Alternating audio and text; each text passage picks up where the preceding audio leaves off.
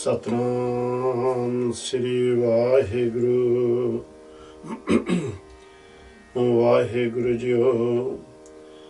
कर कृपा मेरे प्रीतम स्वामी,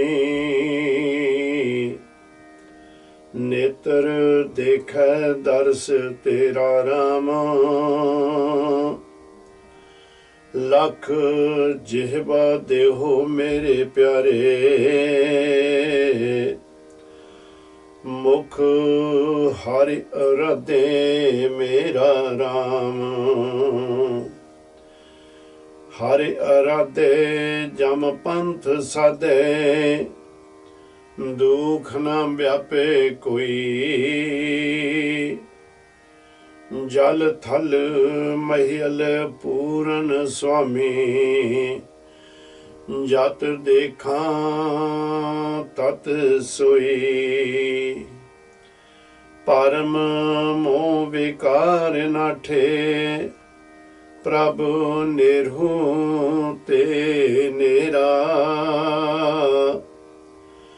नानक को प्रभ कृपा कीजे,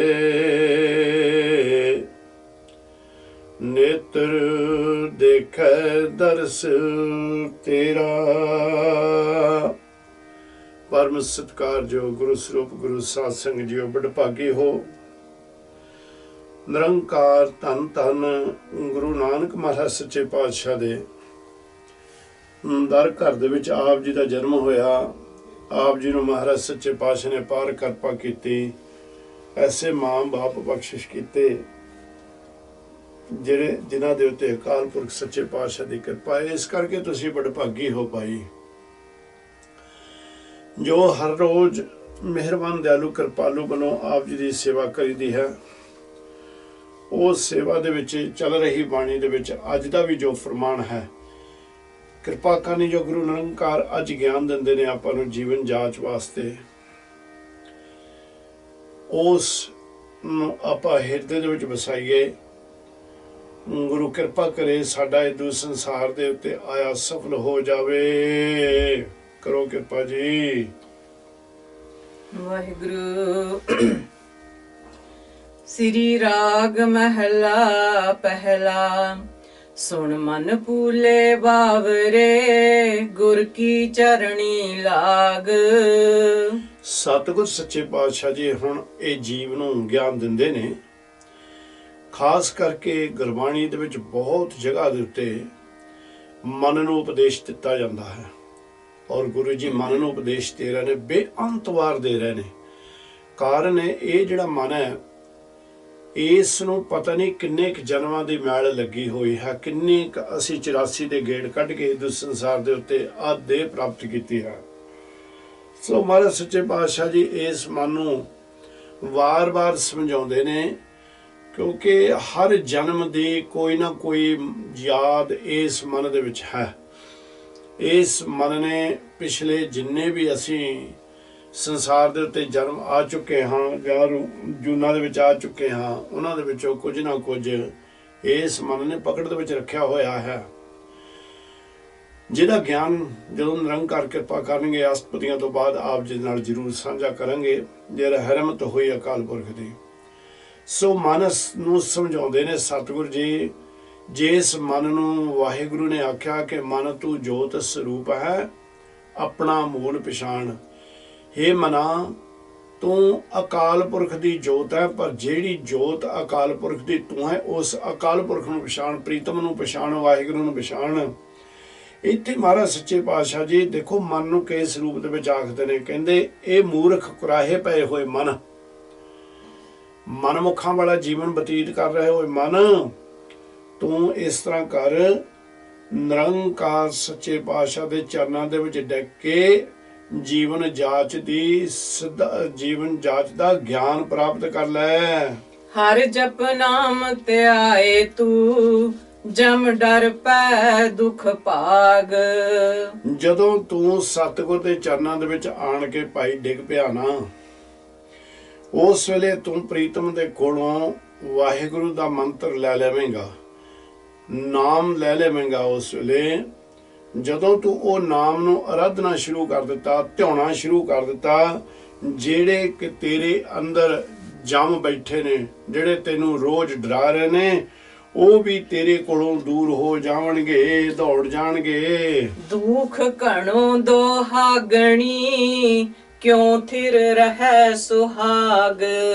ਕਾਰਨ ਕਿ ਇਹ ਜਿਹੜੀਆਂ ਅਸ਼ਟਪਦੀਆਂ ਚੱਲ ਰਹੀਆਂ ਨੇ ਨਿਰੰਕਾਰ ਸੱਚੇ ਪਾਤਸ਼ਾਹ ਦੀ ਬਾਣੀ ਦੀਆਂ, ਇਹ ਸਾਰੀਆਂ ਔਰਤ ਰੂਪ ਦੇ ਵਿੱਚ ਹੀ ਆਪਾਂ ਨੂੰ ਗਿਆਨ ਦੇ ਰਹੀਆਂ ਨੇ। ਔਰਤ ਰੂਪੇ ਦੇ ਵਿੱਚ ਇੱਥੇ ਵੀ ਮਹਾਰਾਜ ਸੱਚੇ ਪਾਤਸ਼ਾਹ ਆਪਣੀ ਆਤਮਾ ਨੂੰ ਸਮਝਾ ਰਹੇ ਨੇ ਕਿ ਦੇਖ ਭਾਈ, ਦੁੱਖ ਘਣੋ ਦੁਹਾਗਣੀ, ਜਿਹੜੀ ਮਨਮੁਖਾਂ ਵਾਲਾ ਜੀਵਨ ਜਾਂ ਆਪਣੇ ਪਤੀ ਪ੍ਰਮਾਤਮਾ ਦੇ ਹੁਕਮ ਦੇ ਅਧੀਨ ਇਸਤਰੀ ਨਹੀਂ ਚੱਲ ਰਹੀ, ਉਹ ਦੁਹਾਗਣ ਹੁੰਦੀ ਹੈ, ਜਿਸ ਨੂੰ ਕਿਸੇ ਤਰ੍ਹਾਂ ਦਾ ਵੀ ਸੰਸਾਰ ਦੇ ਉੱਤੇ ਸੁੱਖ ਪ੍ਰਾਪਤ ਨਹੀਂ ਹੁੰਦਾ।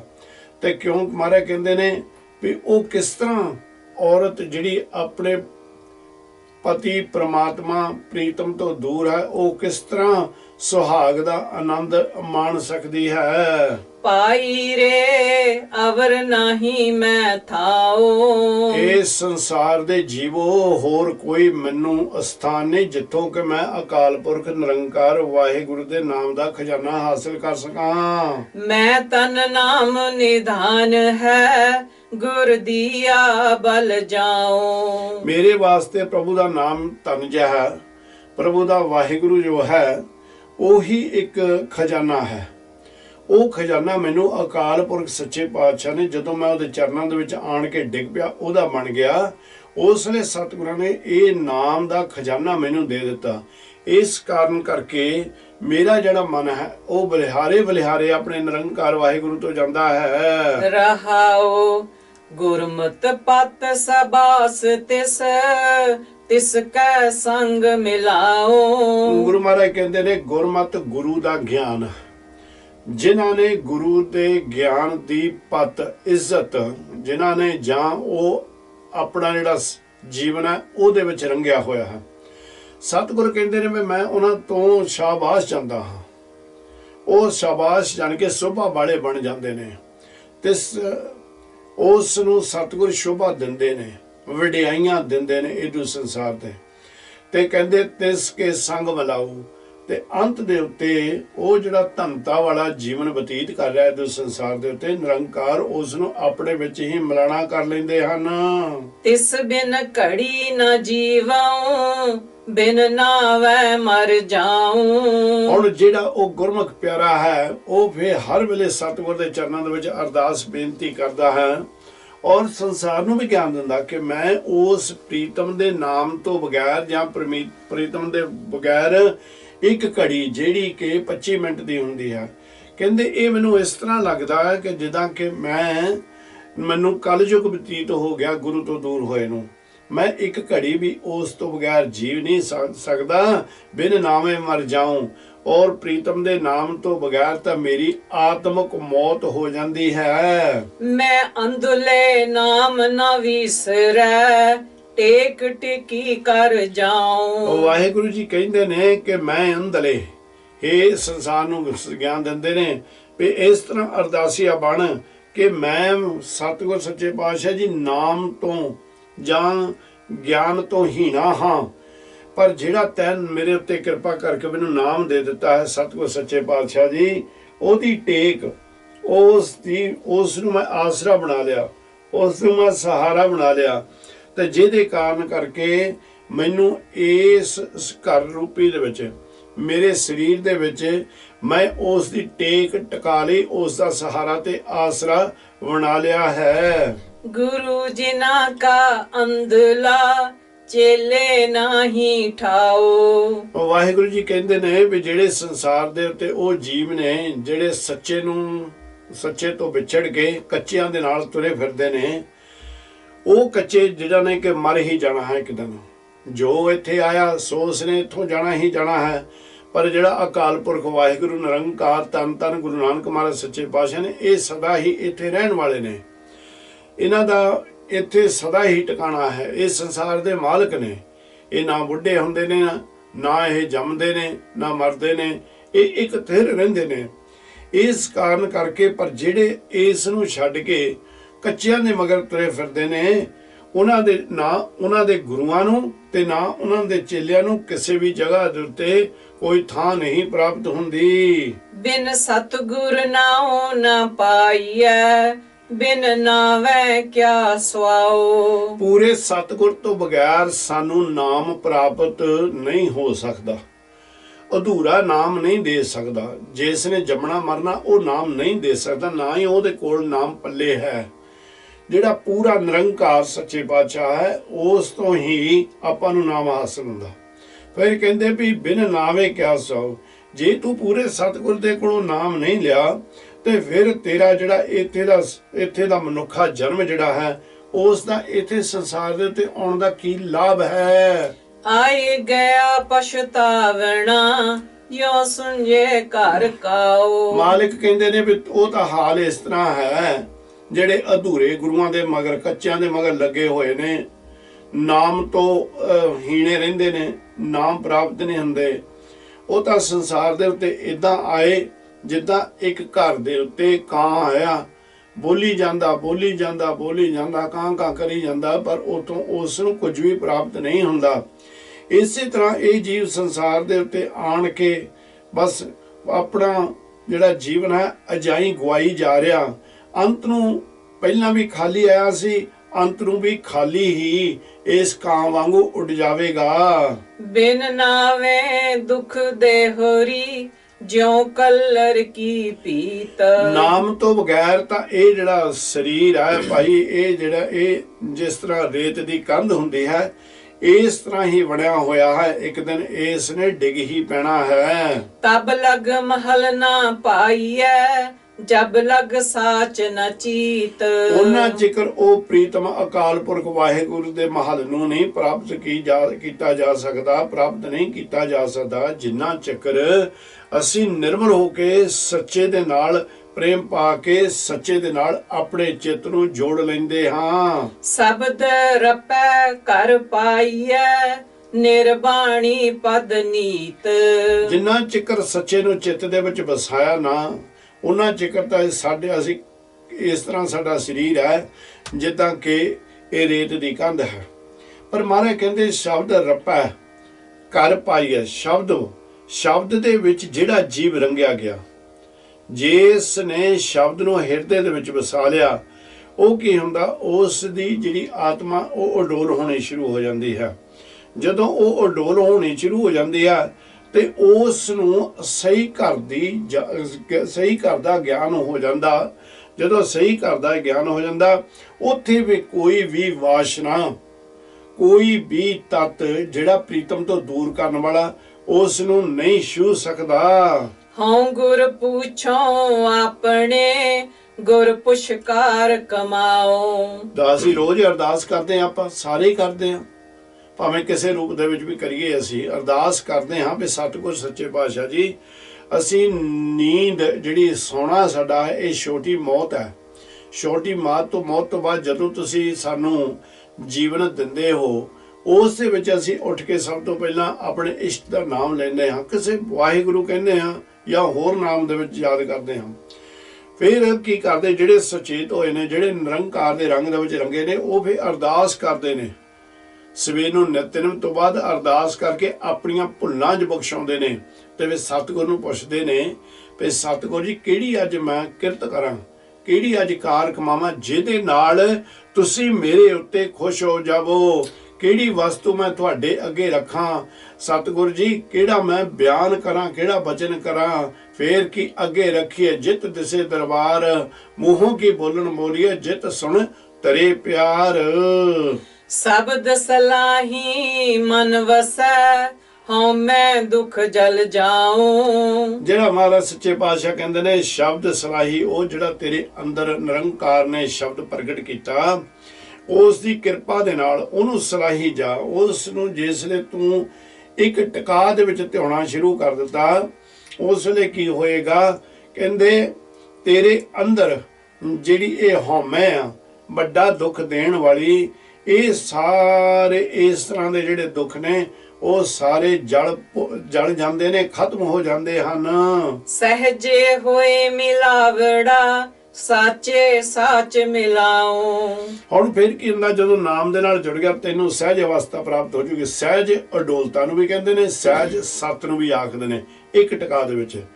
ਕਹਿੰਦੇ ਫਿਰ ਕੀ ਹੁੰਦਾ, ਜਾਂ ਸਹਿਜੇ ਜਿਹੜਾ ਅਚਨਚੇਤੀ ਪਤਾ ਹੀ ਨਹੀਂ ਲੱਗਦਾ।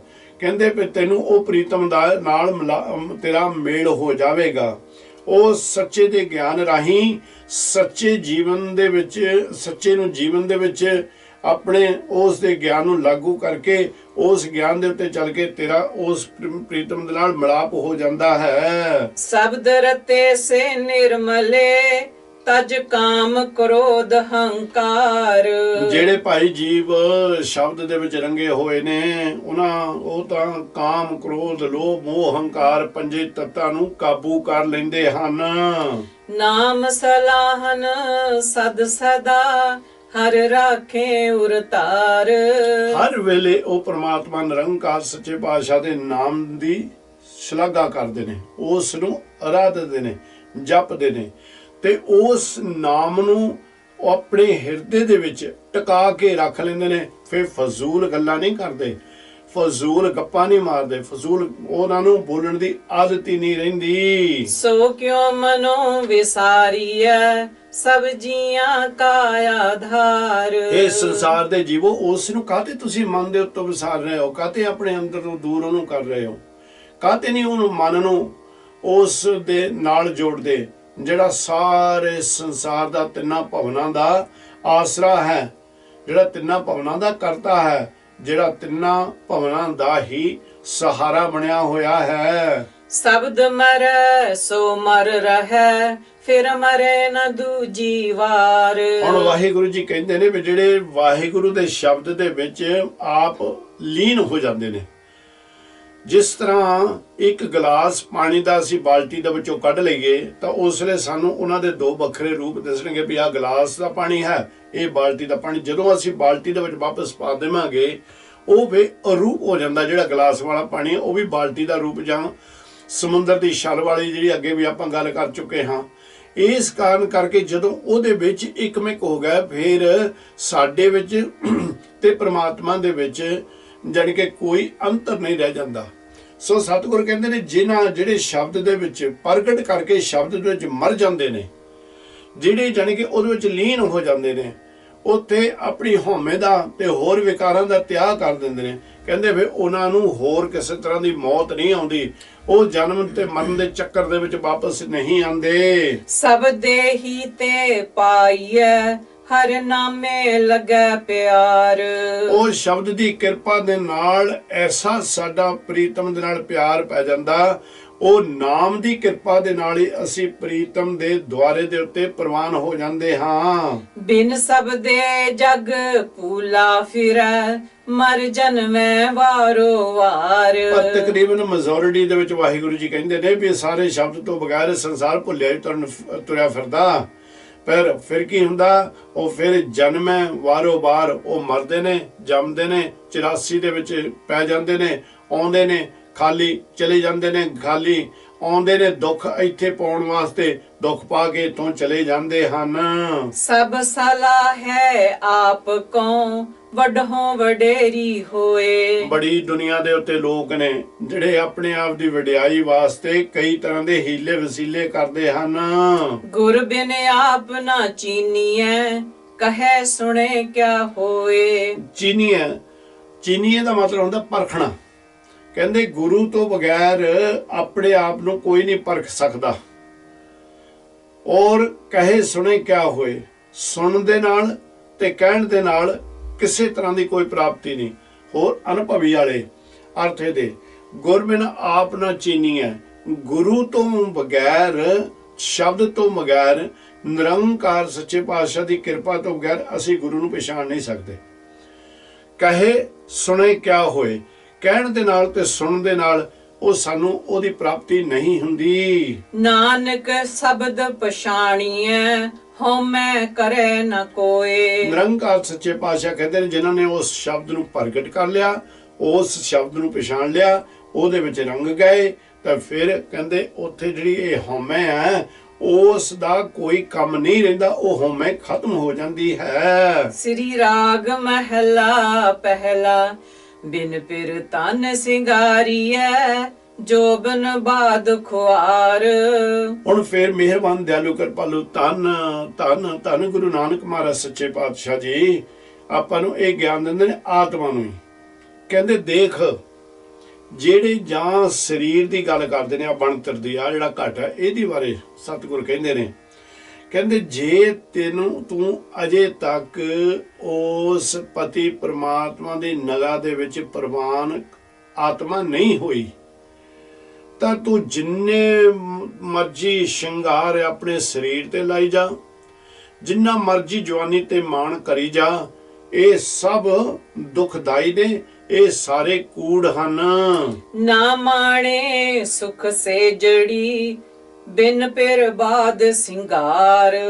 ਜਿੰਨਾ ਚਿਕਰ ਤੂੰ ਆਪਣੇ ਪਤੀ ਪ੍ਰਮਾਤਮਾ ਦੇ ਹੁਕਮ ਦੇ ਵਿੱਚ, ਉਸ ਦੇ ਕਹਿਣੇ ਦੇ ਵਿੱਚ, ਉਸ ਦੀ ਰਜ਼ਾ ਦੇ ਵਿੱਚ ਨਹੀਂ ਆਉਂਦੀ, ਉਹਨਾਂ ਚਿਕਰ ਜਿੰਨੇ ਮਰਜੀ ਹਾਰ ਸ਼ਿੰਗਾਰ ਕਰੀ ਜਾ, ਤੈਨੂੰ ਉਹਦੇ ਚਰਨਾਂ ਦਾ ਆਨੰਦ ਪ੍ਰਾਪਤ ਨਹੀਂ ਹੋਣਾ। ਦੁਖ ਘਣੋ ਦੁਹਾਗਣੀ ਨਾ ਕਰ ਸੇਜ ਪਤਾਰ।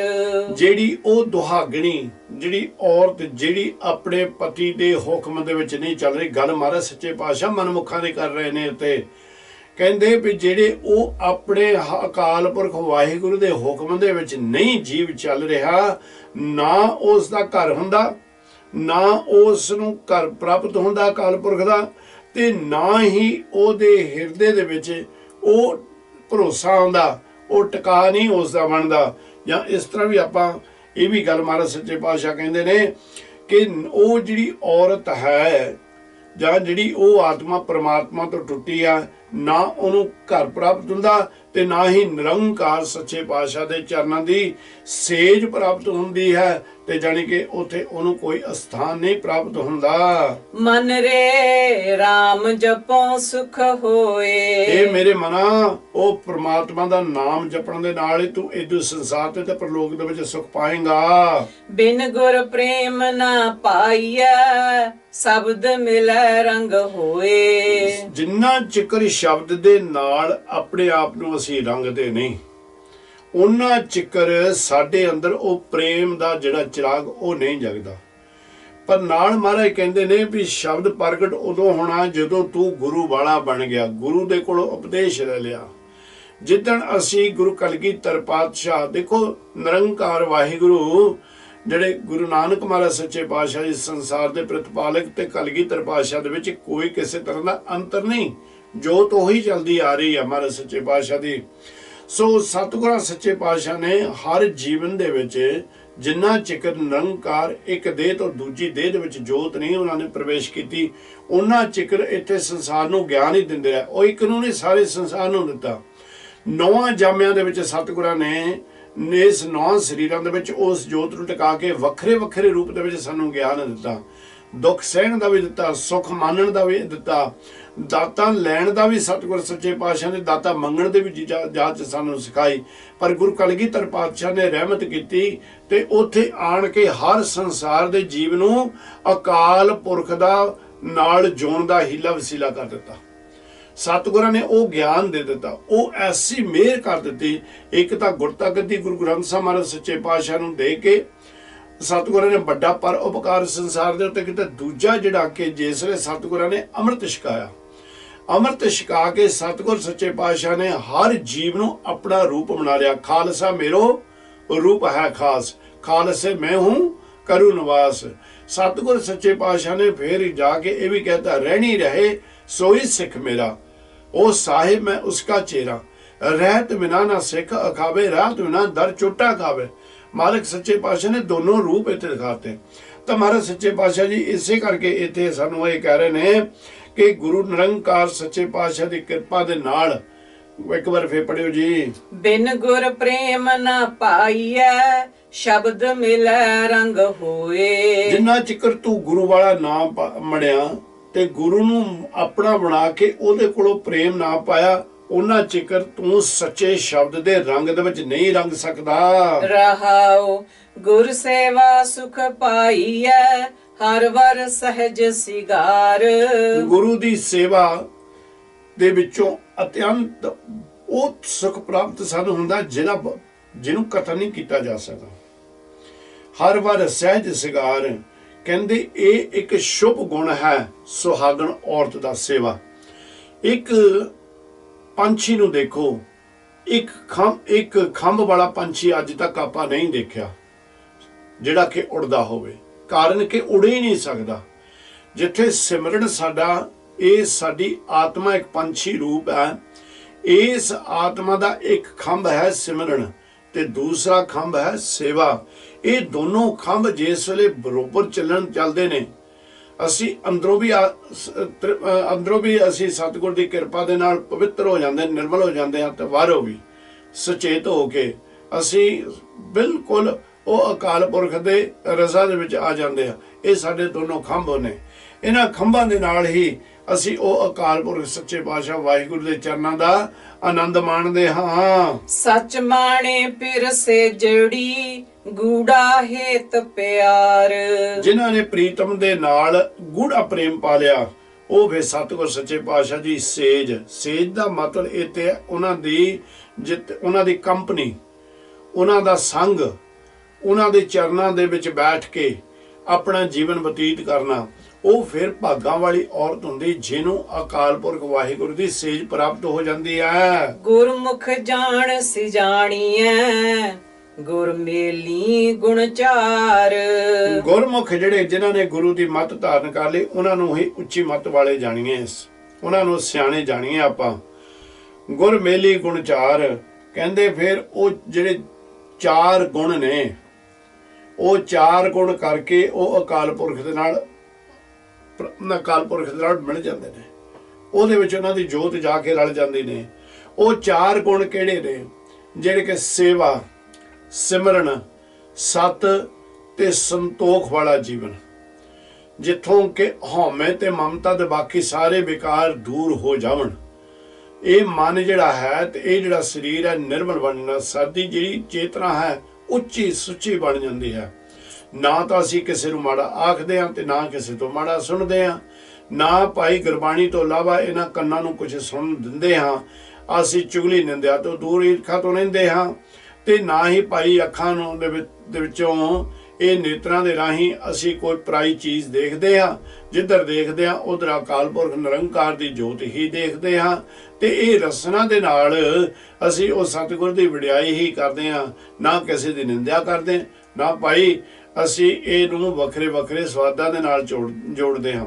ਇਹ ਸਾਡੇ ਗੁਣ ਨੇ। ਇਹ ਜਿਹੜੇ 4 ਗੁਣ ਜਦੋਂ ਇੱਕ ਜਗ੍ਹਾ ਦੇ ਉੱਤੇ ਟਿਕਾ ਦੇ ਵਿੱਚ ਆ ਜਾਂਦੇ ਨੇ, ਜਦੋਂ 4 ਗੁਣਾਂ ਨੂੰ ਅਸੀਂ ਇਹ ਇਕੱਠੇ ਕਰ ਲੈਂਦੇ ਹਾਂ, ਇਹ ਖਜ਼ਾਨੇ ਨੂੰ ਹਿਰਦੇ ਦੇ ਵਿੱਚ ਵਸਾ ਲੈਂਦੇ ਹਾਂ, ਭਾਈ ਫੇਰ ਸਾਨੂੰ ਗੁਰਮੁਖ ਵਾਲੀ ਪਦਵੀ ਮਿਲ ਜਾਂਦੀ ਹੈ ਔਰ ਸਾਨੂੰ ਇਹ ਸੰਸਾਰ ਦੇ ਉੱਤੇ ਨਿਰੰਕਾਰ ਵਡਿਆਈਆਂ ਦਿੰਦੇ ਹਨ। ਸੱਚ ਮਿਲੋ ਵਰ ਕਾਮਣੀ ਫਿਰ ਮੋਹੀ ਰੰਗ ਲਾਏ। ਸੱਚ ਮਿਲੋ, ਉਹ ਨਿਰੰਕਾਰ ਸੱਚੇ ਪਾਤਸ਼ਾਹ ਨੂੰ ਕਹਿੰਦੇ ਨੇ ਵੀ ਜਿਹੜੀ ਕਾਇਆ, ਜਿਹੜੀ ਆਤਮਾ ਪ੍ਰੀਤਮ ਦੇ ਰੰਗ ਦੇ ਵਿੱਚ, ਨਾਮ ਦੇ ਵਿੱਚ ਰੰਗੀ ਗਈ, ਉਹੀ ਫੇਰ ਸਤਿਗੁਰ ਸੱਚੇ ਪਾਤਸ਼ਾਹ ਦੇ ਪ੍ਰੇਮ ਦੇ ਵਿੱਚ ਮੋਹੀ ਜਾਂਦੀ ਹੈ।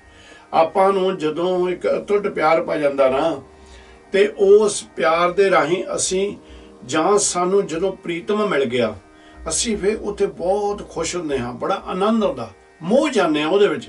ਅਸੀਂ ਉਹਦੇ ਤੋਂ ਵਾਰੇ ਵਿਲਿਹਾਰੇ ਜਾਂਦੇ। ਉਹ ਮੋਹ ਨਹੀਂ ਜਿਹੜਾ ਕਿ ਇਹ ਕੱਚੀਆਂ ਚੀਜ਼ਾਂ ਦੇ ਨਾਲ ਪੈਂਦਾ, ਉਹ ਮੋਹ ਜਿਹੜਾ ਸੱਚੇ ਪ੍ਰੀਤਮ ਨਾਲ ਪੈ ਗਿਆ। ਮਨ ਤਨ ਸਾਚ ਵਿਗਸਿਆ ਕੀਮਤ ਕਹਿਣ ਨਾ ਜਾਏ। ਮਨ ਤਨ ਸੱਚ ਦੇ ਵਿੱਚ ਰੰਗਿਆ ਗਿਆ, ਵਾਹਿਗੁਰੂ ਦੇ ਨਾਮ ਦੇ ਵਿੱਚ ਰੰਗਿਆ ਗਿਆ, ਉਹਦੀ ਕੀਮਤ ਕੋਈ ਨਹੀਂ ਕਹਿ ਸਕਦਾ। ਹਰ ਵਰ ਘਰ ਸੁਹਾਗਣੀ ਨਿਰਮਲ ਸਾਚੈ ਨਾਏ। ਉਹ ਸੁਹਾਗਣੀ ਪ੍ਰੀਤਮ ਦੇ ਦਰ ਦੇ ਉੱਤੇ ਸ਼ੋਭਾ ਪਾਉਂਦੀ ਹੈ ਔਰ ਉਹ ਨਿਰਮਲ ਸੱਚੇ ਨਾਮ ਦੇ ਨਾਲ ਹਰ ਵੇਲੇ ਜੁੜੀ ਰਹਿੰਦੀ ਹੈ। ਮਨ ਮਹਿ ਮਨੁਆ ਜੇ ਮਰੈ ਤਾਂ ਫਿਰ ਰਾਵੈ ਨਾਰ। ਜੇ ਮਨ ਮੈਂ ਮਨੁਆ, ਜੇ ਮਨ ਨਾਮ ਦੇ ਵਿੱਚ ਮਰ ਜਾਵੇ। ਹੁਣ ਮਨੁਆ ਜਿਹੜਾ ਹੈ ਇਹ ਭੁੱਲੜ ਮਨ ਨੂੰ ਕਿਹਾ ਹੋਇਆ। ਇਹ ਮਨੁਆ, ਇਹ ਜਿਹੜਾ ਮਨ ਹੈ ਇਹ ਆਪਣੇ ਵਿੱਚ, ਮਨ ਉਹਦੇ ਵਿੱਚ ਉਦੋਂ ਇਹ ਜਿਹੜਾ ਭੁੱਲੜ ਮਨ ਮਰੇਗਾ ਜਦੋਂ ਇੱਕ ਮਨ ਜਿਹੜਾ ਸਾਡਾ ਸਹੀ ਮਨ ਜਿਹੜੀ ਹੈ ਇੱਕ ਖਿਆਲਾਂ ਦੀ ਗੁਥਲੀ, ਉਹ ਮਨ ਜਿਹੜਾ ਇੱਥੇ ਆਤਮਾ ਨੂੰ ਵੀ ਮਨ ਦੇ ਸਰੂਪ ਦੇ ਵਿੱਚ ਜਾਣਿਆ ਜਾ ਸਕਦਾ। ਜਦੋਂ ਅਸੀਂ ਮਨ ਦੇ ਵਿੱਚ ਵਾਹਿਗੁਰੂ ਦੇ ਨਾਮ ਦਾ ਟਿਕਾ ਲੈਣ ਦਾ, ਵਾਹਿਗੁਰੂ ਦੇ ਵਿੱਚ ਅਸੀਂ ਰੰਗੇ ਗਏ, ਪ੍ਰੀਤਮ ਦੀ ਬੰਦਗੀ ਦੇ ਵਿੱਚ ਰੰਗੇ ਗਏ, ਪ੍ਰੀਤਮ ਦੀ ਸੇਵਾ ਕਰ ਕਰਕੇ ਅਸੀਂ ਆਪਣੇ ਆਪ ਨੂੰ ਪਵਿੱਤਰ ਕਰ ਲਿਆ, ਫਿਰ ਕੀ ਹੁੰਦਾ, ਇਹ ਮਨ ਇਹ ਨਾਮ ਦੇ ਵਿੱਚ ਮਰ ਜਾਂਦਾ। ਤਾਂ ਫਿਰ ਕੀ ਹੁੰਦਾ, ਜਦੋਂ ਮਨ ਨਾਮ ਦੇ ਵਿੱਚ ਮਰ ਗਿਆ, ਫਿਰ ਰਾਵੇ ਨਾਰ, ਫਿਰ ਉਹ ਜਿਹੜੀ ਆਤਮਾ ਹੈ, ਔਰਤ ਰੂਪੀ ਆਤਮਾ, ਆਪਣੇ ਪ੍ਰੀਤਮ ਪਤੀ ਦਾ ਆਨੰਦ ਮਾਣਦੀ ਹੈ। ਇਕਤ ਤਾਗੈ ਰਲ ਮਿਲੈ, ਗਲ ਮੋਤੀਆਂ ਕਾ ਹਾਰ। ਜਿੱਦਾਂ ਸਾਰੇ ਸ਼ੁਭ ਗੁਣ ਜਿਹੜੇ ਨੇ, ਜਿਨ੍ਹਾਂ ਦੇ ਬਾਰੇ ਬਹੁਤ ਵਾਰ ਆਪਾਂ ਇੱਕ ਦੂਜੇ ਨਾਲ ਸਾਂਝ ਪਾ ਚੁੱਕੇ ਹਾਂ, ਆ ਹੁਣ ਵੀ ਆਪਾਂ ਇੱਕ ਪੰਖੀ ਦੀ ਗੱਲ ਕੀਤੀ, ਉਹਦੇ ਦੋ ਜਿਹੜੇ ਖੰਭ ਨੇ, ਇਹ ਜਿਹੜੇ ਵੀ ਸਾਨੂੰ ਪਰਮਾਤਮਾ ਨਾਲ ਜੋੜਨ ਵਾਲੇ ਗੁਣ ਨੇ, ਪਰਮਾਤਮਾ ਦੇ ਨਾਲ ਜੋੜਨ ਵਾਲੇ ਜਿਹੜੇ ਤੱਤ ਨੇ, ਸਤਿਗੁਰ ਕਹਿੰਦੇ ਨੇ ਉਹਨਾਂ ਨੂੰ ਇੱਕ ਧਾਗੇ ਦੇ ਵਿੱਚ ਪਰੋੜਾ।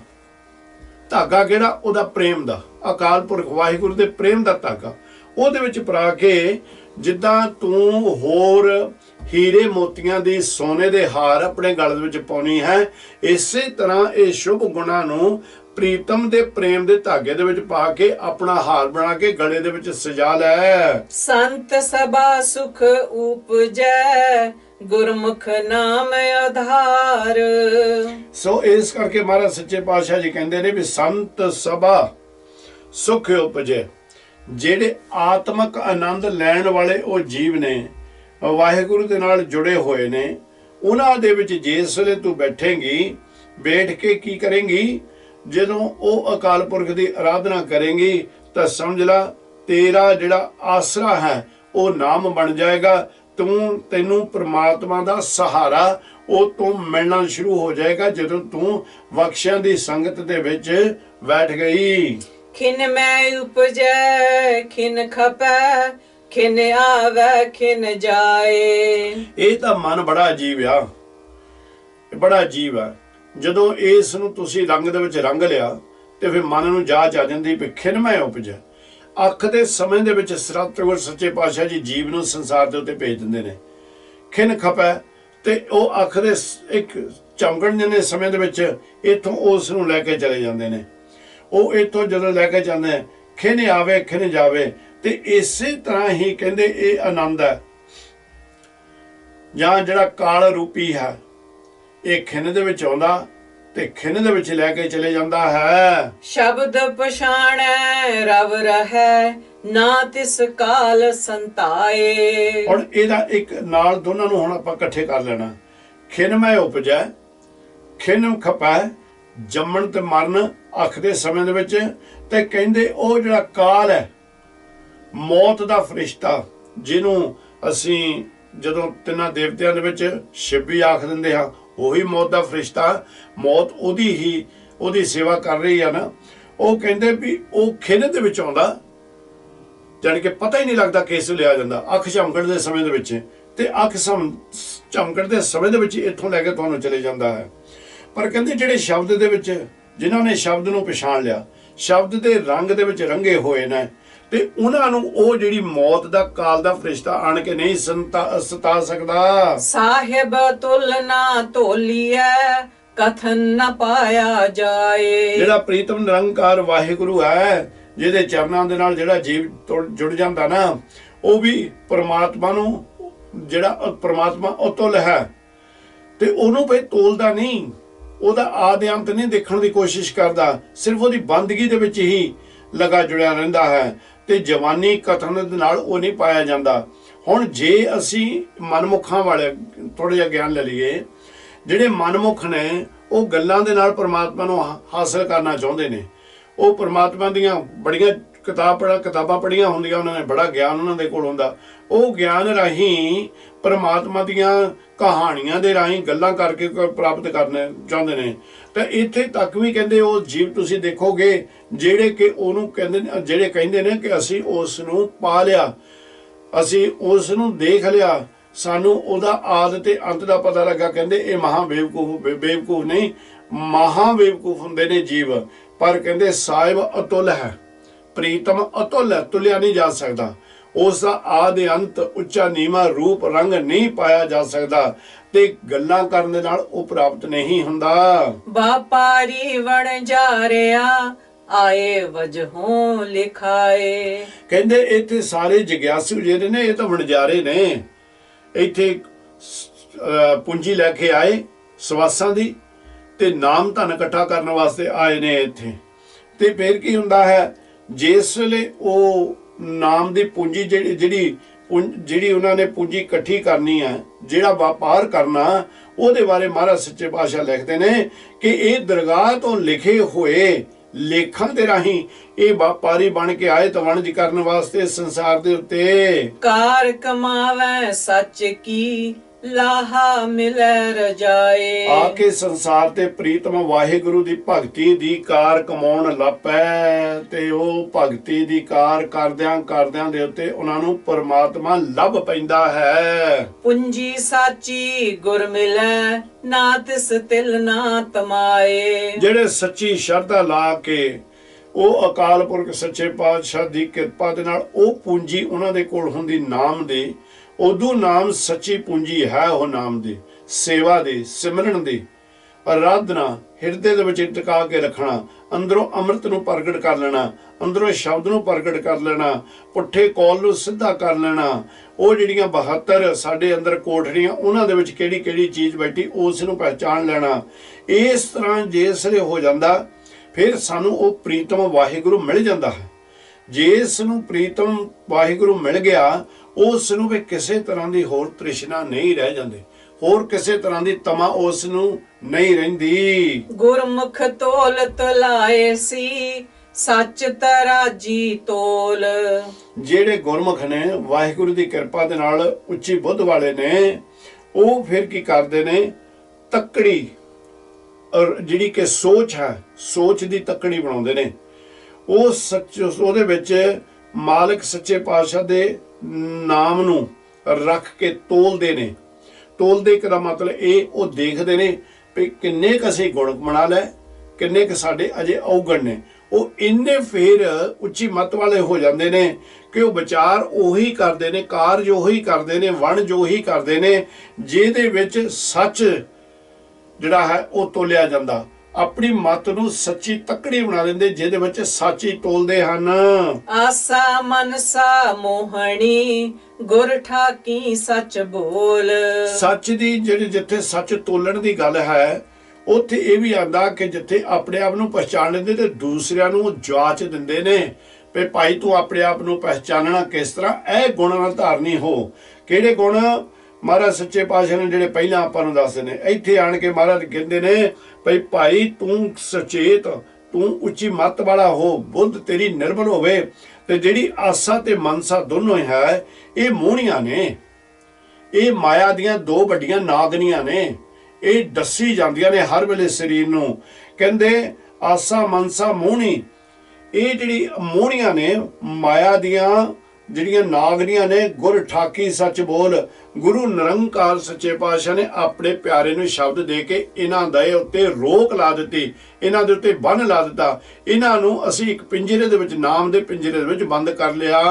ਆਪ ਤੁਲਾਏ ਤੋਲ ਸੀ ਪੂਰੇ ਪੂਰਾ ਤੋਲ। ਉਹ ਵਾਹਿਗੁਰੂ ਆਪ ਹੀ ਹੈ, ਉਹਦੀ ਰਹਿਮਤ ਹੋਵੇ ਤਾਂ ਇਹ ਜੀਵ ਜਿਹੜਾ ਹੈ ਉਹ ਤੁਲਿਆ ਜਾਂਦਾ, ਉਹ ਵਿਚਾਰਾਂ ਕਰਦਾ ਹੈ, ਕਿਉਂਕਿ ਪੂਰੇ ਪ੍ਰਭੂ ਦਾ ਜਿਹੜਾ ਵਿਚਾਰ ਹੀ ਹੈ ਉਹੀ ਇਦੋਂ ਸੰਸਾਰ ਦੇ ਉੱਤੋਂ ਸਾਨੂੰ ਉਹ ਨਿਰੰਕਾਰ ਦੇ ਉੱਤੇ ਜਾ ਕੇ, ਨਿਰੰਕਾਰ ਦੇ ਦਰ ਦੇ ਉੱਤੇ ਸਾਨੂੰ ਜਿਹੜਾ ਹੈ ਵਡਿਆਈਆਂ ਦੇਵੇਗਾ। ਕਥਨੇ ਕਹਿਣ ਨਾ ਛੁੱਟੀ ਐ ਨਾ ਪੜ ਪੁਸਤਕ ਭਾਰ। ਹੁਣ ਇੱਕ ਦੇ ਅਰਥ ਹੋਰ ਨਿਕਲਦੇ ਨੇ, ਆਪ ਤੁਲਾਏ ਤੁਲਸੀ ਪੂਰੇ ਪੂਰਾ ਤੋਲ। ਪ੍ਰਭੂ ਨਿਰੰਕਾਰ ਕਦੇ ਨਾ ਘਟਦਾ ਹੈ ਨਾ ਵੱਧਦਾ ਹੈ ਭਾਈ, ਨਾ ਉਹ ਤੁਲਦਾ ਹੈ, ਉਹ ਸਦਾ ਪੂਰਾ ਹੈ, ਨਾ ਉਹ ਤੁਲਦਾ ਹੈ। ਉਹਦੀ ਮਿਹਰ ਦੀ ਨਜ਼ਰ ਜਦੋਂ ਸਾਡੇ ਉੱਤੇ ਹੋ ਜਾਂਦੀ ਨਾ, ਤੇ ਫਿਰ ਕੀ ਅਸੀਂ ਕਰਦੇ ਹਾਂ? ਸਤਿਗੁਰ ਕਹਿੰਦੇ ਨੇ ਵੀ ਤੈਨੂੰ ਇਹ ਜਿਹੜਾ ਕਾਰਨ ਹੈ, ਤੂੰ ਆਪਣਾ ਜੀਵਨ ਗੁਰੂ ਨੂੰ ਅਰਪਣ ਕਰ ਦਿੱਤਾ, ਪਰ ਖਿਆਲ ਇਹ ਰੱਖੀ ਜ਼ਬਾਨੀ ਕਹਾਣੀਆਂ ਕਰਨ ਦੇ ਨਾਲ ਤੇਰਾ ਛੁਟਕਾਰਾ ਨਹੀਂ ਹੋਣਾ। ਤੇ ਪੜ੍ਹ ਲੈ ਜਿੰਨੀਆਂ ਮਰਜ਼ੀ ਕਿਤਾਬਾਂ ਜਿਹੜੀਆਂ ਤੂੰ ਪੜ੍ਹਨਾ, ਭਾਰ ਭਾਵੇਂ ਕਿਤਾਬਾਂ ਦਾ ਊਠਾਂ ਦੇ ਉੱਤੇ ਰੱਖ ਕੇ ਆ ਅੱਗੇ ਪਿੱਛੇ ਤੁਰਿਆ ਫਿਰ, ਲੈ ਕੇ ਘੁੰਮਦਾ ਫਿਰ, ਪਰ ਤੈਨੂੰ ਇਹਨਾਂ ਦਾ ਕੋਈ ਵੀ ਲਾਭ ਨਹੀਂ ਹੋਣਾ। ਗਿਆਨ ਤਾਂ ਬਹੁਤ ਤੇਰੇ ਕੋਲ ਹੋ ਜਾਏਗਾ, ਪਰ ਇਹ ਪੜ੍ਹਨ ਦੇ ਨਾਲ ਤੇਰਾ ਛੁਟਕਾਰਾ ਨਹੀਂ ਹੋਣਾ। ਕਾਇਆ ਸੋਚ ਨਾ ਪਾਈਐ ਬਿਨ ਹਰ ਭਗਤ ਪਿਆਰ।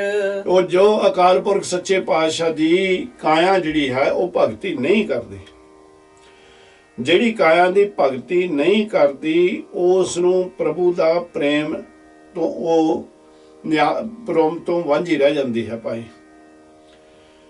ਤੇ ਭਗਤੀ ਤੋਂ ਬਗੈਰ ਉਹ ਅਕਾਲ ਪੁਰਖ ਵਾਹਿਗੁਰੂ ਦਾ ਪ੍ਰੇਮ ਜਾਂ ਉਸ ਦੇ ਨਾਲ ਸਾਡਾ ਪਿਆਰ ਨਹੀਂ ਪੈਂਦਾ। ਇਸ ਕਰਕੇ ਕਾਇਆ ਜਿੰਨਾ ਮਰਜ਼ੀ ਸੋਚੀ ਜਾਵੇ, ਇਹਨਾਂ ਚੀਜ਼ਾਂ ਨੂੰ ਨਾਨਕ ਨਾਮ ਨਾ ਵਿਸਰੈ ਮੇਲੇ ਗੁਰ ਕਰਤਾਰ। ਵਾਹਿਗੁਰੂ ਜੀ ਆਖਦੇ ਨੇ ਕਿ ਹੇ ਅਕਾਲ ਪੁਰਖ, ਤੇਰਾ ਹੀ ਸਭ ਕੁਝ ਬਣਾਇਆ ਹੋਇਆ। ਵਾਰ-ਵਾਰ ਹਰ ਸ਼ਬਦ ਦੇ ਅਖੀਰ ਦੇ ਉੱਤੇ ਇੱਕ ਵਚਨ ਮਹਾਰਾਜ ਸੱਚੇ ਪਾਤਸ਼ਾਹ ਜੀ ਨਾਮ ਦੀ ਗੱਲ ਕਰਦੇ ਨੇ, ਅਰਦਾਸਾਂ ਕਰਦੇ ਨੇ, ਸਾਨੂੰ ਕਰਦੀਆਂ ਜਾਚਾਂ ਸਿਖਾਉਂਦੇ ਨੇ। ਕਾਰਨ ਮਹਾਰਾਜ ਸੱਚੇ ਪਾਤਸ਼ਾਹ ਦੱਸਣ ਡਏ ਨੇ, ਸੰਸਾਰ ਤੇ ਇਹ ਜੀਵ ਪਤਾ ਨਹੀਂ ਕਿੰਨੀਆਂ ਕੁ ਵਸਤੂਆਂ ਪਈਆਂ ਨੇ, ਪਤਾ ਨਹੀਂ ਕਿੰਨੇ ਇੱਥੇ ਪਦਾਰਥ ਪਏ ਨੇ ਜਿਹੜੇ ਤੈਨੂੰ ਪ੍ਰਮਾਤਮਾ ਤੋਂ ਟੁੱਟਦੇ ਨੇ। ਹਰ ਵੇਲੇ ਅਰਦਾਸ ਕਰ, ਹਰ ਵੇਲੇ ਸਿਆਣਾ ਬਣ, ਉੱਚੀ ਸੋਚ ਵਾਲਾ ਬਣ, ਤੇ ਇਹ ਅਕਾਲ ਪੁਰਖ ਨੂੰ ਕਹਿ ਤੇਰਾ ਨਾਮ ਨਾ ਵਿਸਰ ਜਾਵੇ, ਕਿਉਂਕਿ ਤੇਰੇ ਨਾਮ ਦੇ ਨਾਲ ਹੀ ਅਕਾਲ ਪੁਰਖ ਤੇਰੇ ਨਾਲ ਮੇਰਾ ਮਿਲਾਪ ਹੋਣਾ ਹੈ। ਸ੍ਰੀ ਰਾਗ ਮਹਿਲਾ ਪਹਿਲਾ ਸਤਿਗੁਰ ਪੂਰਾ ਜੇ ਮਿਲੈ ਪਾਈਐ ਰਤਨ ਵਿਚਾਰ। ਵਾਹਿਗੁਰੂ ਤੁਸੀਂ ਤੋਂ ਧੰਨ ਗੁਰੂ, ਕਿਹੜੇ ਕਿਹੜੇ ਰੂਪ ਦੇ ਵਿੱਚ ਗਿਆਨ ਦੇਣ ਰਹੇ ਹੋ। ਇਸ ਸੰਸਾਰ ਦੇ ਜੀਵੋ ਗੁਰੂ ਜੀ ਸਮਝਾਉਂਦੇ ਨੇ, ਜਿੱਥੇ ਵੀ ਸਤਿਗੁਰ ਸਭਾ ਲਾਉਂਦੇ ਨੇ ਨਾ, ਗੁਰੂ ਨਿਰੰਕਾਰ ਵਾਹਿਗੁਰੂ ਜੀ ਜਿੱਥੇ ਵੀ ਉਪਦੇਸ਼ ਦਿੰਦੇ ਨੇ, ਸਤਿਗੁਰ ਸੱਚੇ ਪਾਤਸ਼ਾਹ ਜੀ ਏਡੇ ਪ੍ਰੇਮ ਦੇ ਵਿੱਚ ਭਿੱਜ ਕੇ ਉਪਦੇਸ਼ ਦਿੰਦੇ ਨੇ ਕਿ ਕਿਸੇ ਦੇ ਅੰਦਰ ਤਰਲੋ ਮੱਛੀ ਨਹੀਂ ਹੋਣ ਦਿੰਦੇ, ਕਿਸੇ ਨੂੰ ਕਿਸੇ ਤਰ੍ਹਾਂ ਦਾ ਕ੍ਰੋਧ ਤੱਕ ਨਹੀਂ ਆਉਣ ਦਿੰਦੇ। ਹੁਣ ਵਾਹਿਗੁਰੂ ਇੱਥੇ ਇਹ ਗੱਲ ਕਰ ਰਹੇ ਨੇ, ਉਹ ਆਪ ਅਕਾਲ ਪੁਰਖ ਜੀ ਕਹਿੰਦੇ, ਸੰਸਾਰ ਦੇ ਜੀਵੋ ਜੇ ਪੂਰਾ ਸਤਿਗੁਰ ਮਿਲ ਜਾਵੇ ਤੈਨੂੰ, ਤਾਂ ਉਹਦੇ ਕੋਲ ਉਹ ਸ਼ੁਭ ਗੁਣਾਂ ਦੇ ਵਿਚਾਰ ਪ੍ਰਾਪਤ ਕਰ ਲੈ, ਹਾਸਲ ਕਰ ਲੈ, ਉਹਦੇ ਕੋਲੋਂ ਗਿਆਨ ਲੈ ਲੈ। ਮਨ ਦੀ ਜੈ ਗੁਰ ਆਪਣੇ ਪਾਈਐ ਸਰਬ ਪਿਆਰ। ਕਹਿੰਦੇ ਇੱਥੇ ਕੋਈ ਤੈਨੂੰ ਮਾਇਆ ਦੇਣ ਦੀ ਜ਼ਰੂਰਤ ਨਹੀਂ। ਆਪਾਂ ਹੁਣ ਦੇਖੋ ਕਿੰਨੇ ਸੋਹਣੇ ਸੋਹਣੇ ਰਮਾਲਾ ਸਾਹਿਬ ਵੀ ਜਾਂ ਲੰਗਰ ਕਿੰਨੇ ਸੋਹਣੇ ਸੋਹਣੇ ਨੇ, ਪਰ ਮਾਰੇ ਕਹਿੰਦੇ ਨੇ ਦੇਖ ਇਹ ਸਭ ਕੁਝ ਤੇਰਾ ਜਿਹੜਾ ਇਹਦੂ ਦਰ ਤੇ ਪ੍ਰਵਾਨ ਹੈ, ਤੇਰੀ ਮਾਇਆ ਵੀ ਇਹਦੂ ਦਰ ਤੇ ਪ੍ਰਵਾਨ ਹੈ, ਤੇਰੇ ਆ ਜਿਹੜੇ ਪ੍ਰੇਮ ਦੇ ਪਟੋਲੇ ਦਿੱਤੇ ਹੋਏ ਨੇ ਇਹ ਵੀ ਪ੍ਰਵਾਨ ਹੈ। ਪਰ ਇੱਕ ਕੰਮ ਕਰ, ਜਿੰਨਾ ਚਿਕਰ ਤੂੰ ਮਨ ਨਹੀਂ ਮੈਨੂੰ ਦੇ ਦਿੰਦਾ, ਉਹਨਾਂ ਚਿਕਰ ਉਹ ਤੈਨੂੰ ਜਿਹੜਾ ਤੈਨੂੰ ਉਹ ਵਡਿਆਈ ਮਿਲਣੀ, ਜਿਹੜੀ ਉਹ ਤੈਨੂੰ ਸਤਿਗੁਰ ਸੱਚੇ ਪਾਤਸ਼ਾਹ ਕਹਿੰਦੇ ਦਾਤਾਂ ਮੈਂ ਦੇਣੀਆਂ ਚਾਹੁੰਦਾ, ਉਹਨਾਂ ਚਿਕਰ ਉਹ ਦਾਤਾਂ ਦਾ ਤੂੰ ਭਾਗੀ ਨਹੀਂ ਬਣ ਸਕੇਗਾ। ਸੋ ਇਸ ਕਰਕੇ ਏਦਾਂ ਕਰ, ਜੇ ਤੂੰ ਮੇਰੇ ਨਾਲ ਤੇ ਮੇਰੀ ਕੁਦਰਤ ਦੇ ਨਾਲ ਤੇਰਾ ਪਿਆਰ ਇੰਨਾ ਡੂੰਘਾ ਪੈ ਜਾਵੇ, ਜੋ ਉਹ ਉਦਣ ਤੇਰਾ ਪਿਆਰ ਪਵੇਗਾ ਜਿੱਦਣ ਤੂੰ ਇਹ ਆਪਣਾ ਮਨ ਮੈਨੂੰ ਦੇ ਦਿੱਤਾ। ਮੁਕਤ ਪਦਾਰਥ ਪਾਈਐ ਅਵਗਣ ਮੇਟਣ ਹਾਰ।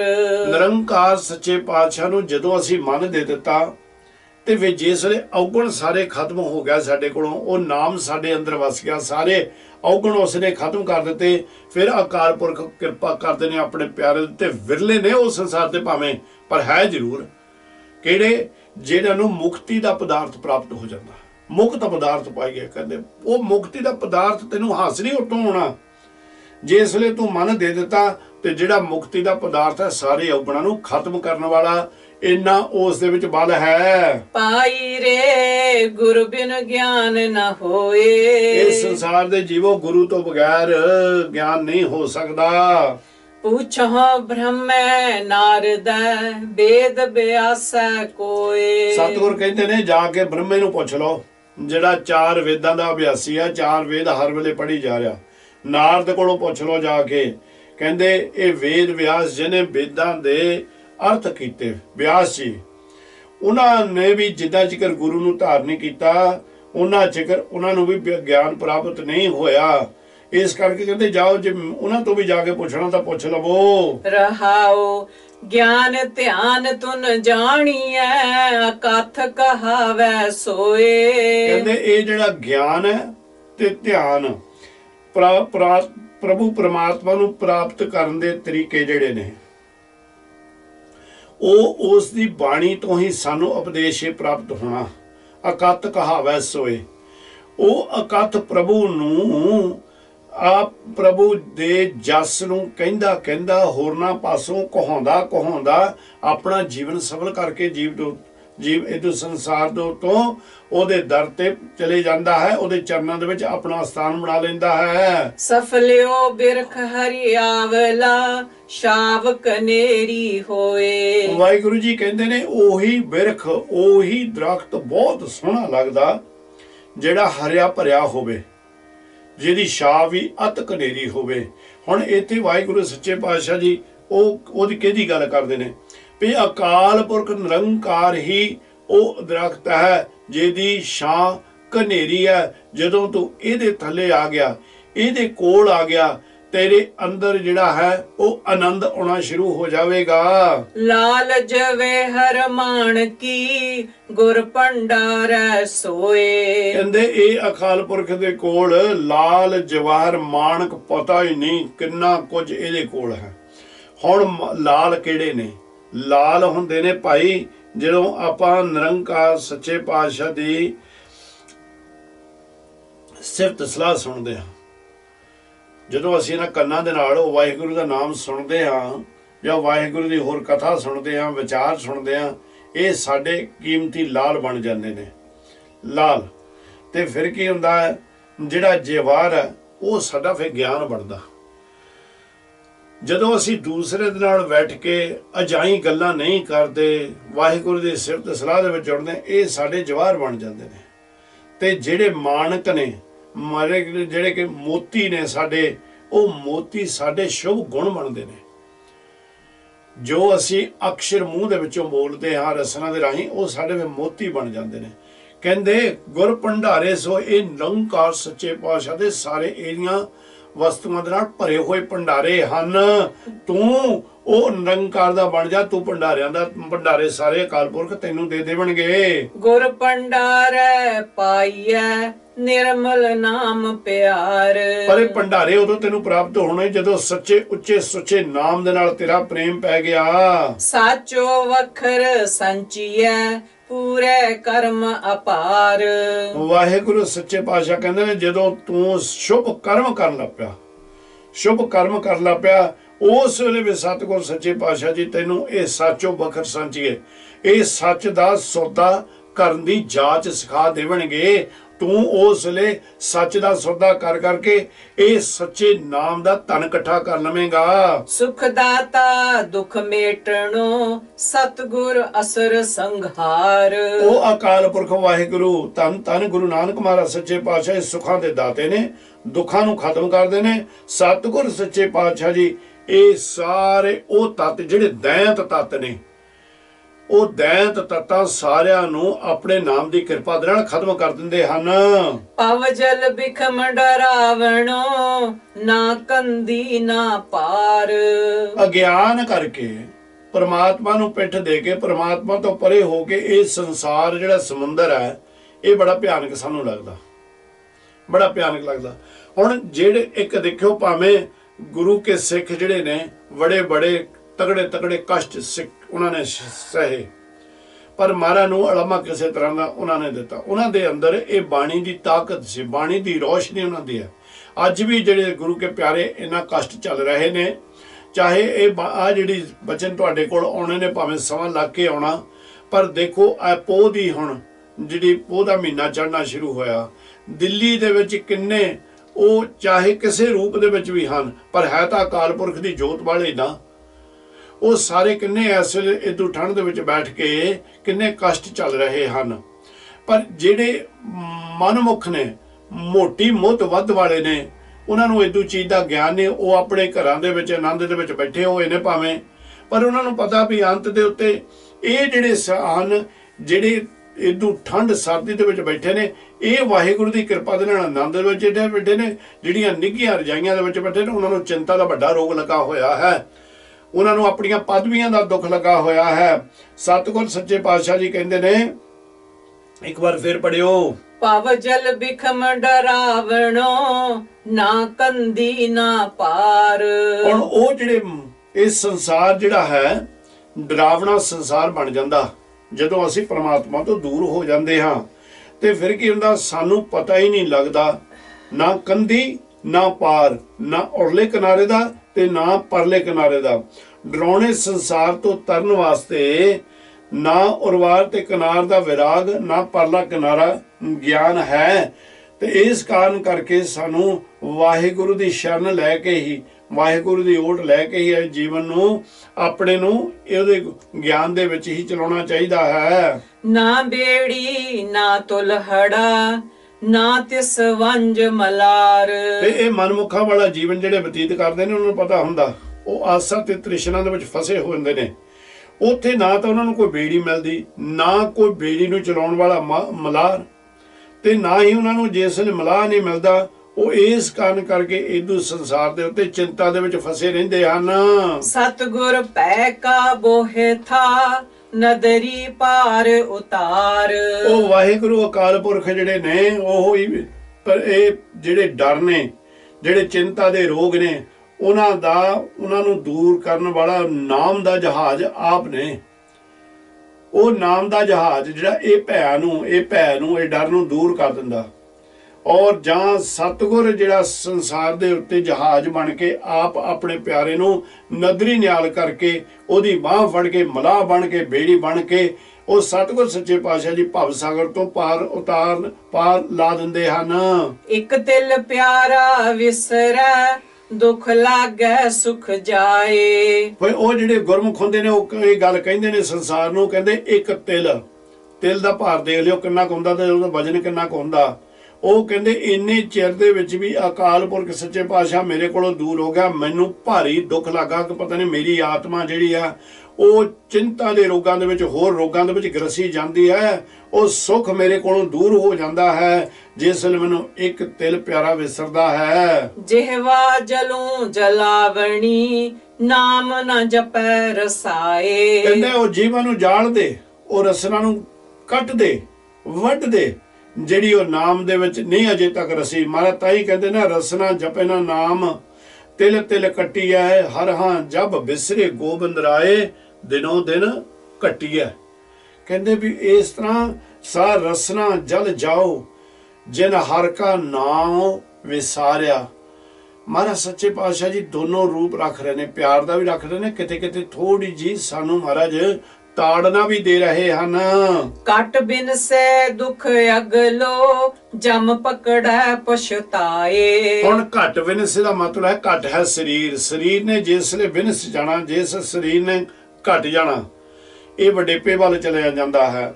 ਕਹਿੰਦੇ ਫਿਰ ਜਿੱਦਾਂ ਜਿੱਦਾਂ ਇਹ ਸਰੀਰ ਘਟਦਾ ਹੈ ਮਨਮੁਖਾਂ ਦਾ, ਇਸੇ ਤਰ੍ਹਾਂ ਉਹਨਾਂ ਨੂੰ ਅਗਲਾ ਦੁੱਖ ਵੀ ਵੱਡਾ ਹੋਈ ਜਾਂਦਾ ਉਹਨਾਂ ਦਾ।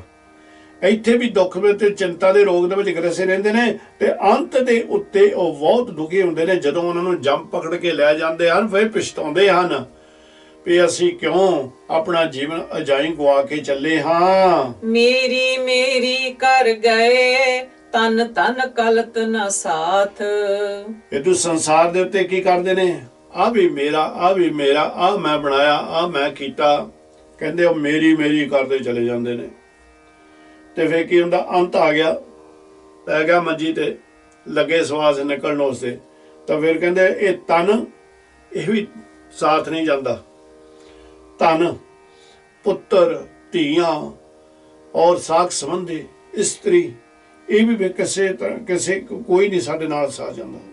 ਕਹਿੰਦੇ ਅੰਤ ਦੇ ਸਮੇਂ ਦੇ ਉੱਤੇ ਕੋਈ ਵੀ ਮੇਰਾ ਸਹਾਇਕ, ਮੇਰੇ ਨਾਲ ਕੋਈ ਨਹੀਂ ਚੱਲਦਾ। ਬਿਨ ਨਾਵੈ ਤਨ ਬਾਦ ਹੈ ਭੂਲੋ ਮਾਰਗ ਆਥ।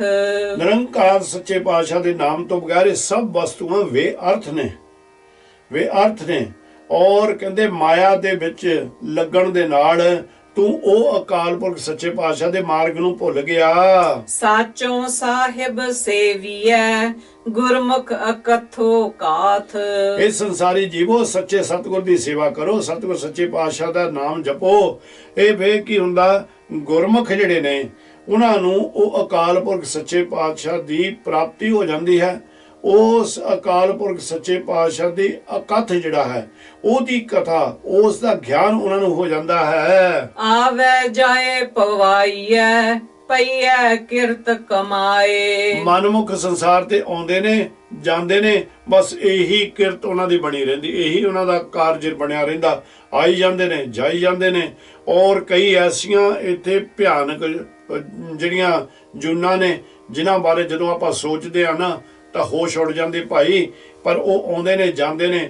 ਪਰ ਜੇ ਅਸੀਂ ਕਿਤੇ ਉਹ ਜੂਨਾਂ ਨੂੰ ਸੋਚ ਦਰੀਏ, ਜਦੋਂ ਅਸੀਂ ਜੂਨਾਂ ਨੂੰ ਸੋਚ ਕੇ ਆਪਣੇ ਆਪ ਨੂੰ ਸੱਚਮੁੱਚ ਹੀ ਸਾਨੂੰ ਉਹਨਾਂ ਤੋਂ ਡਰ ਲੱਗੇ, ਫਿਰ ਅਸੀਂ ਵਾਹਿਗੁਰੂ ਸੱਚੇ ਪਾਤਸ਼ਾਹ ਦੀ ਬੰਦਗੀ ਕਰਨ ਤੋਂ ਸਾਨੂੰ ਕੋਈ ਨਹੀਂ ਰੋਕ ਸਕਦਾ।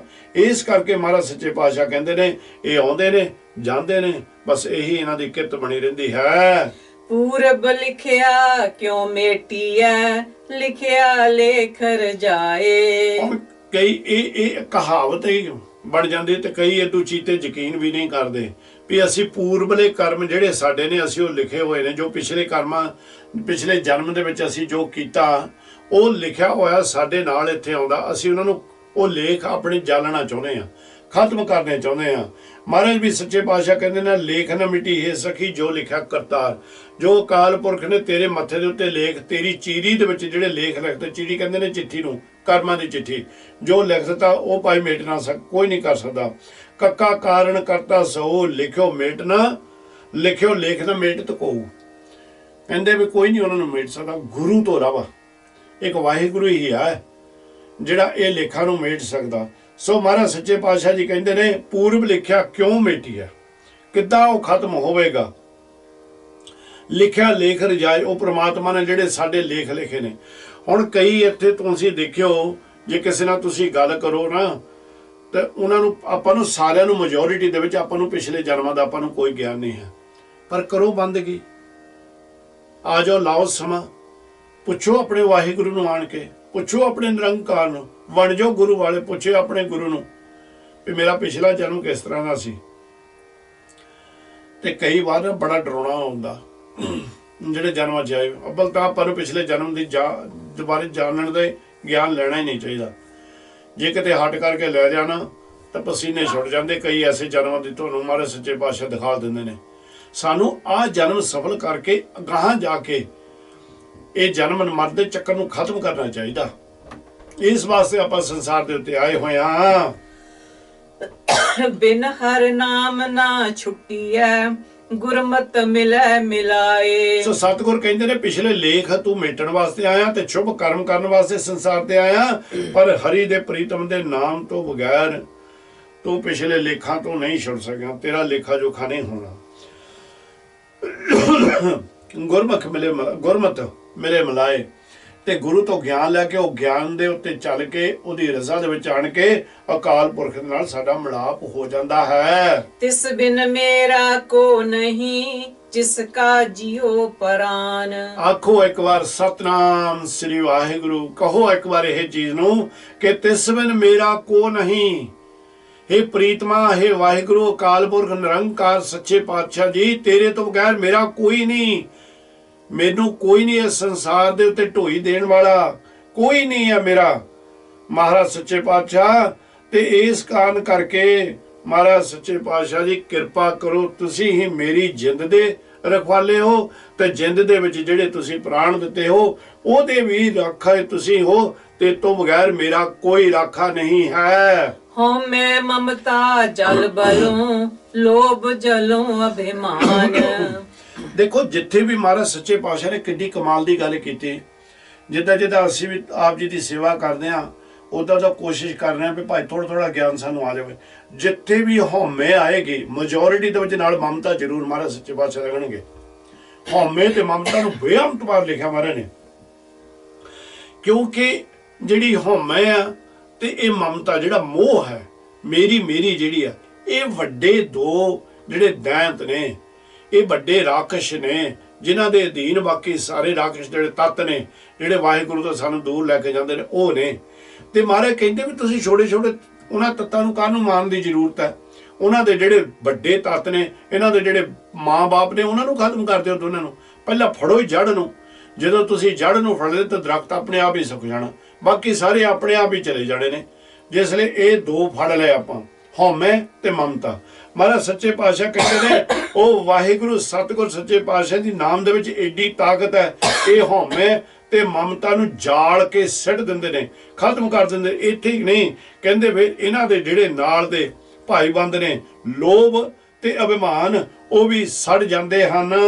ਨਾਨਕ ਸ਼ਬਦ ਵਿਚਾਰੀਐ ਪਾਈਐ ਗੁਣੀ ਨਿਧਾਨ। ਨਿਰੰਕਾਰ ਵਾਹਿਗੁਰੂ ਜੀ ਕਹਿੰਦੇ ਨੇ, ਨਾਨਕ ਸ਼ਬਦ ਵਿਚਾਰੀਏ, ਗੁਰੂ ਦਾ ਗਿਆਨ ਨੂੰ ਵਿਚਾਰ ਕਰੀਏ, ਹਿਰਦੇ ਦੇ ਵਿੱਚ ਉਸ ਨੂੰ ਟਿਕਾ ਕੇ ਰੱਖੀਏ, ਪਾਈਏ ਗੁਣੀ ਨਿਧਾਨ। ਫਿਰ ਜਦੋਂ ਵਿਚਾਰ, ਉਹ ਜਿਹੜਾ ਸਤਿਗੁਰ ਸੱਚੇ ਪਾਤਸ਼ਾਹ ਵੱਲੋਂ ਸਾਨੂੰ ਗਿਆਨ ਦਿੱਤਾ, ਉਹਦੀ ਰਜ਼ਾ, ਉਹਦਾ ਹੁਕਮ, ਉਹਦਾ ਨਾਮ, ਉਸ ਦੀ ਸੇਵਾ, ਉਸ ਦਾ ਸਿਮਰਨ, ਉਹ ਇੱਕ ਆਸਣ ਸਮਾਂ ਕੱਢ ਕੇ।